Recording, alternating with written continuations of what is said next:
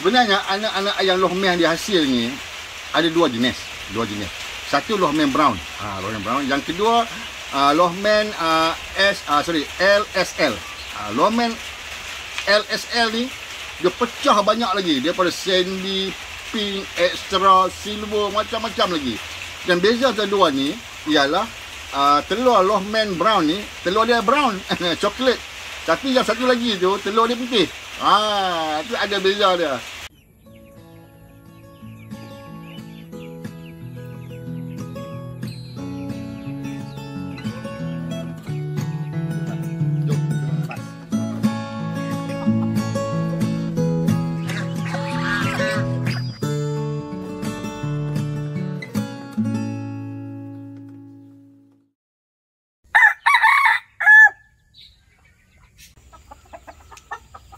Assalamualaikum sahabat-sahabat sekalian. Hari ni aku nak kongsi satu bakar ayam yang cukup famous kat Malaysia ni. Tapi sebelum tu ni aku nak tunjuk atuk punya Rhode Island ni, Rhode Island Red ni. Atuk baru bubuh tempat bertelur dia. Kan sebelum ni atuk dah mula dapat dah telur ni. Sehari 2 biji, 3 biji apa semua ni. Ni dah mula nak bertelur dah. Jadi atuk bubuh tempat bertelur dia. Tuan-tuan tengok, berat dia hampir nak sampai dah ke peringkat dia bertelur dengan sepenuhnya. Dekat, tapi dia masih belum lagi. Kerana dia masih belum mencapai 5 bulan. Ini dekat-dekat ni. Ini 3 kilo lebih dah. Yang betina pun dah hampir 3 kilo dah. Yang betina punya. Okey, jom. Sekarang kita tinggal ni dulu. Ini biar dulu. Kita pergi tengok apa yang atuk beli tadi. Okey, jom. Tadi atuk ada beli anak-anak lohman brown. Anak-anak ayam lohman brown yang atuk beli tu sebanyak 30 ekor. Okey?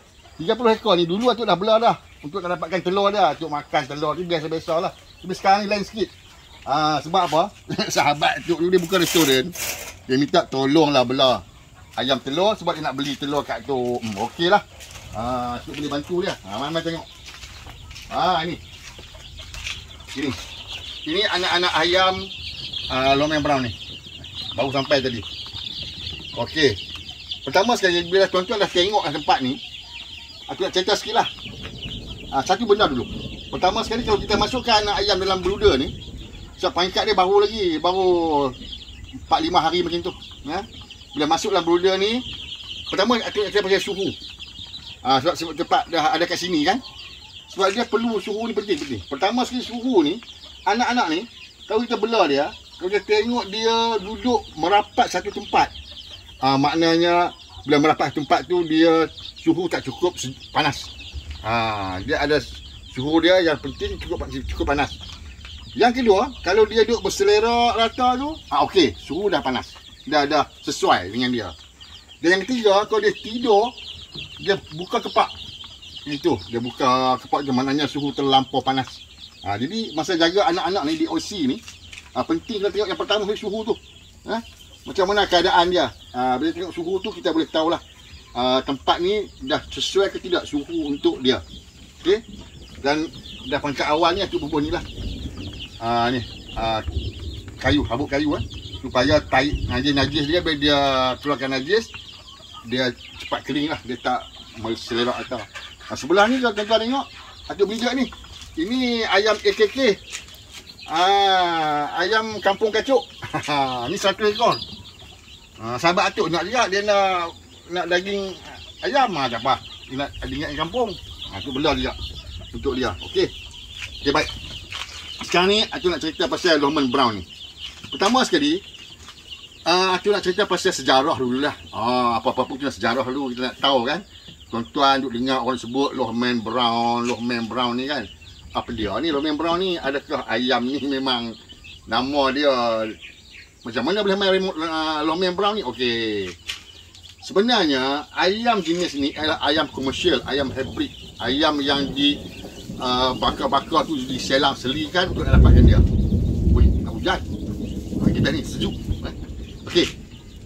Bakar tu ialah yang direka di Jerman. Tahun tu 1932 lagi. Dia punya lama. Syarikat tu sampai sekarang lah.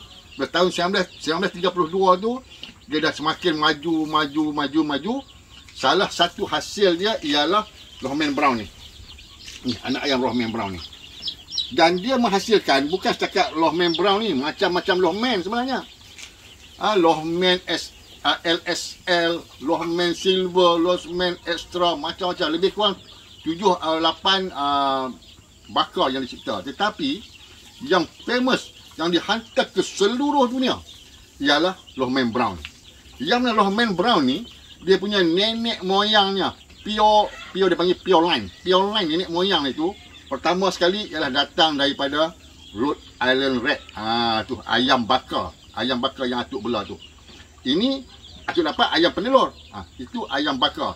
Yang mana ayam bakar itulah nenek moyang kepada Lohman Brown ni. Okey, tentang Rhode Island Red tu atuk cerita lain kali. Kita tumpu pula ni Lohman Brown ni. Lohman Brown ni dia adalah campuran dia pula Rhode Island Red dan juga White Leghorn dan juga Plymouth White Rock. Itu semua-semua bakar-bakar pure line tu yang digunakan pada ketika dulu. Contoh hari tu nak beritahu Plymouth White Rock tu dia datang daripada Wikipedia, tetapi daripada syarikat tu sendiri dia sebut yang betina ni datang daripada tu White Leghorn. Tak apa, macam mana pun tak apa. Apa yang aku nak cerita sekarang ni, bakar dia yang dulu, yang direka-reka dulu daripada bakar-bakar pure line ni dipanggil, telah di crossbreedkan berpuluh-puluh, beratus-ratus kali sehinggalah last kali dapatnya ini. Ni yang Lohman Brown ni yang dia ada macam-macam jenis yang dikeluarkan tu. Lohman ni keluarkan macam jenis tu yang kata silver, extra, pure, macam-macam tu. LSL sama lah macam yang AKK ni, ayam kampung kacuk ni yang dikeluarkan oleh Sasur tu. Sebenarnya dia ada banyak dia punya kategori dia. Tapi kita lain kali lah. AKK ni kita cerita yang ni dulu. Okey, anak-anak ayam ni semua dia punya kita kata telur dia ni, telur dia apa semua dihasilkan di Jerman sebenarnya, di Jerman. Dan telur-telur ni semua disebar seluruh dunia. Di Malaysia ada satu syarikat yang kita jadi ejen ataupun orang wakil kepada tadi tu syarikat Lohman di Jerman tu. Nama dia Huatlai Resources. Tu muka apa ingat. Huatlai Resources. Huatlai Resources ni ialah mewakili syarikat Lohman Jerman tu di Malaysia ni. Jadi satu hari, tuan-tuan percaya tak percaya, yakin tak yakin, terkejut juga. Satu hari, atuk terkejut, dia menghasilkan 4 juta. 4 juta anak ayam. 4 juta anak ayam ni. Anak ayam ni untuk diedarkan di Malaysia. Mungkinlah Huatlai ni dia mewakili Asia Tenggara. 4 juta tu dia ekspor ke Brunei, ke Indonesia, ke Thailand, tak tahu. Tapi satu hari Huatlai Resources ni menghasilkan 4 juta dia panggil DOC anak ayam tu. Inilah salah satu dia. Salah satu dia. Yang mana atuk cek balik memang datang daripada Huatlai. Resources ni. Jadi anak ayam ni kalau tuan-tuan tengok, kenapa yang sampai terpaksa juga kita kena ambil daripada kelang yang mengeluarkan? Tak boleh ke kita dapat biasa-biasanya? Dah, sebab ini ayam penelur. Ayam penelur ni kalau kita kat kampung ni mungkin kita tak kisah sangat. Setahun dia bertelur 200 biji ke, 100 biji ke, 300, kita mungkin tak kisah sangat. Tetapi anak-anak ayam yang disupply kepada pembekal-pembekal ataupun peternak-peternak ayam besar-besaran yang tempat-tempat yang belah sampai satu tempat 20,000 ekor, 30,000 ekor. Anak-anak ayam ni lah. Anak ayam dia panggil ini F1. Ini yang kita F1 ni. F1 ni dikeluarkan oleh kelang-kelang yang telah mendapat pengesahan daripada tu Lohman Jerman. Dan dia sendiri kelang ni Huatlai Resources ni keluarkan 4 juta ekor satu hari. Terkejut betul 4 juta ekor. Okey, tak apa. Jadi apa yang Datuk cerita tadi ni yang kata F1 tu kan. Termasuk sikit. Kadang-kadang tuan-tuan pergi beli kan. Tuan-tuan kena tahu juga apa dia F1, F2, F3. Okey. Sebelum Datuk cerita F1, F2, F3 ni, benda yang Datuk cerita ni samalah macam yang kambing. contohnya kambing bor yang original tu, anak dia tu F1 kan. Bila dia dah kahwin dengan kambing-kambing lain, jadi F2, F3. Macam itulah dia dah jadi macam dah tercemar dah dia punya susunan genetik dia tu. Okey. Bezanya F1 ni dengan lain-lain. F1 ni kalau dia menghasilkan telur dia di antara 270 biji sehingga 320 biji untuk seekor ayam pada 1 tahun. Macam bayangkan, dia boleh sampai ke 320 biji telur dia. Dan telur dia pula saiz grade A. Maksudnya grade A ni antara 65 hingga 70 gram. Itu kalau ayam tu betul-betul dijaga dengan baik lah. Kena makanan dia, suhu dia, tempat tidur dia, apa semua, dia boleh hasilkan gitu. Sebanyak itu. Sebab tu ayam-ayam ni, F1 ni, digunakan oleh industri industri penghasilan telur. Okey.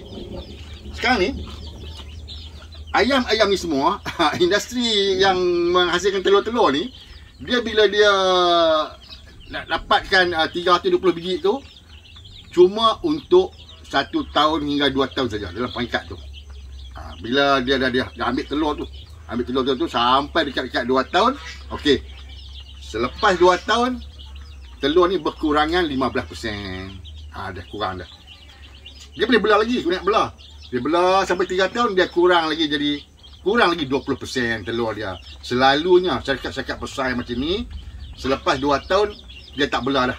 Ayam-ayam ni semua dipencinkan, maknanya dijual sebagai daging kepada market-market. Habis tu tuan-tuan pergi market jumpa ayam pencin. Itulah ayam F1 yang mana industri besar ni dia tak nak dah.